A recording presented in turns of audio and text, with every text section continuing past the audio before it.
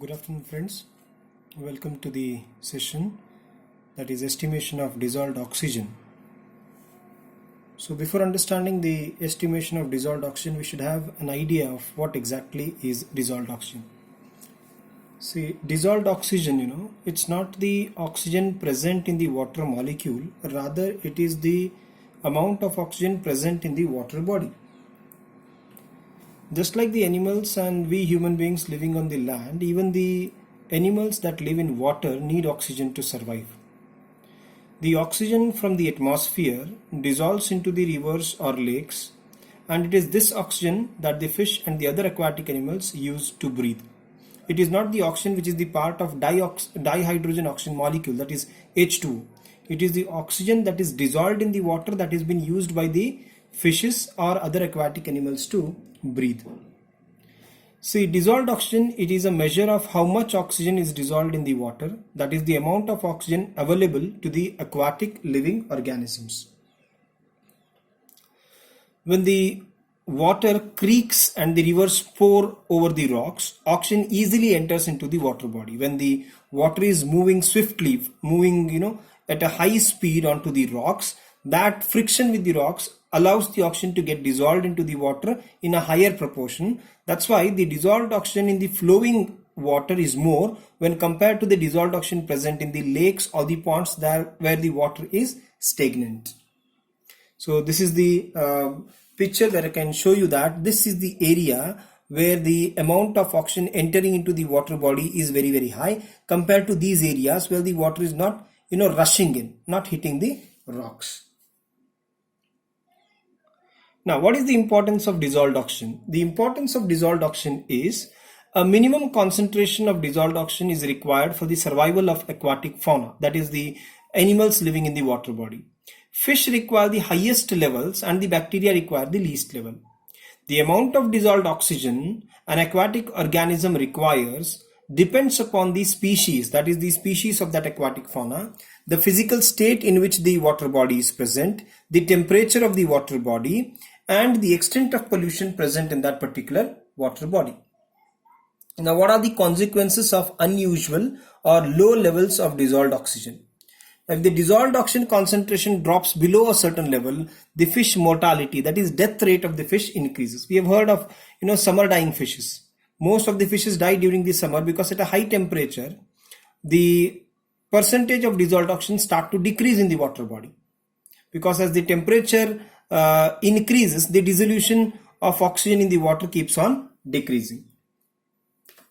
Now, sensitive freshwater fishes like that of salmon cannot reproduce at the levels below 6 mg per liter of dissolved oxygen. In the ocean, the coastal fishes begin to avoid the area, that is, they don't come into the areas where the dissolved oxygen is below 3.7 mg per liter. Similarly, if the dissolved oxygen is below 2.0 mg per liter, the invertebrates, that is maybe the mollusks, maybe the crabs, arthropods, etc., they don't survive below the dissolved oxygen level of 2.0 mg per liter. Below 1 mg per liter, even the benthic organisms, that is the organisms living at the base or the surface of the oceans or rivers or water beds, even they cannot survive. Now, how to measure this dissolved oxygen? So, one of the finest methods to measure this dissolved oxygen is the titrimetric method, which is also called as Winkler method or iodometric method. This method was developed by L.W. Winkler, an Hungarian chemist, in 1888. Now, let's look into this method.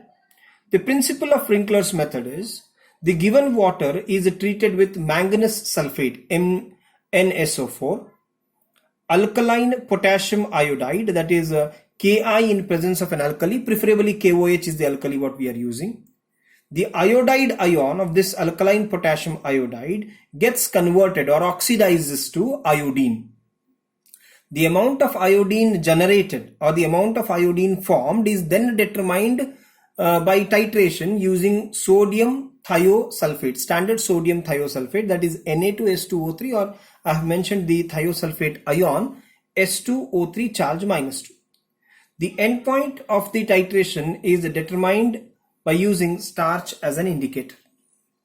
The reactions involved: The manganese sulfate in presence of an alkali gets converted into manganese hydroxide. The manganese hydroxide uses the dissolved oxygen, that is oxygen present in the water body, and gets converted into manganese oxyhydroxide, which in presence of an acid and Ki gets converted into manganese sulfate, that is manganese oxyhydroxide is reduced to manganese sulfate and iodide is oxidized to iodine. The iodine is titrated with sodium thiosulfate.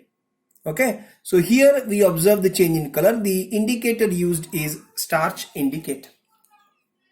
Look at the procedure now. We carefully fill about approximately 300 ml, that depends, 300 ml glass stoppered bottle up to the brim. That is, there should not be any kind of air available in that particular stoppered bottle what we are using. Now this is called as the sample water. Immediately, without wasting time, without allowing the direct contact with the atmosphere, we add 3 ml of manganese sulfate using a calibrated pipette. Again, when you are dipping the pipette into the water body, no air bubble should enter. All the results will be vague. Then we add 3 ml of alkaline Ki reagent in it in the same manner, that is without allowing any bubble to pass through it. Okay, then stopper the bottle, mix it thoroughly. You can invert it several times, shake it several times, but see to it that no air bubble enters into it.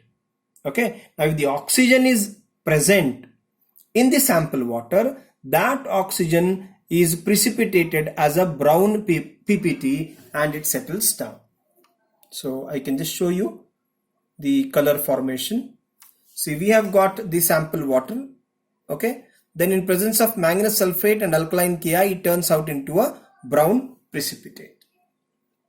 Further, we add 2 ml of concentrated sulfuric acid to this brown precipitate. The moment we add the sulfuric acid to this brown precipitate, the precipitate starts to dissolve. Now this is the stock solution which can be stored for about 8 hours if kept in dark, cool place. Now we start titrating the 20 ml of this sample, this solution, brown solution, using sodium thiosulfate. So when we start titrating this, we end up in getting a pale straw color. That is a color which is neither golden nor yellow. In between somewhere, a pale straw color is observed. So I can show it like this. The color from the brown precipitate turns out into a pale straw color. Then to this pale straw color, we are going to add the starch indicator, which makes the solution blue or black blue in color. We continue the titration until the sample turns colorless. Yeah. So to this pale straw color, when I add the indicator, it turns black blue in color. You continue the titration until it turns colorless or color disappears. Here we note the end point of the titration, that is the burette reading. That is called as volume of sodium thiosulfate used. So coming round to the calculation now, let the volume of titrant used is equal to V1 ml. Using the equation N1 V1 is equal to N2 V2, that is normality equation, where it is normality into volume of sample is equal to normality into volume of sodium thiosulfate.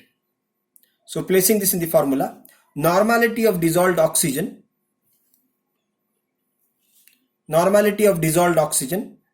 okay, that is N1 is equal to normality of sodium thiosulfate N2 into V, that is the burette reading, volume of sodium thiosulfate, divided by 100 ml, that is the water we have taken 100 ml, and that will account to A. Any figure can be given over here, A, which represents the normality of DO.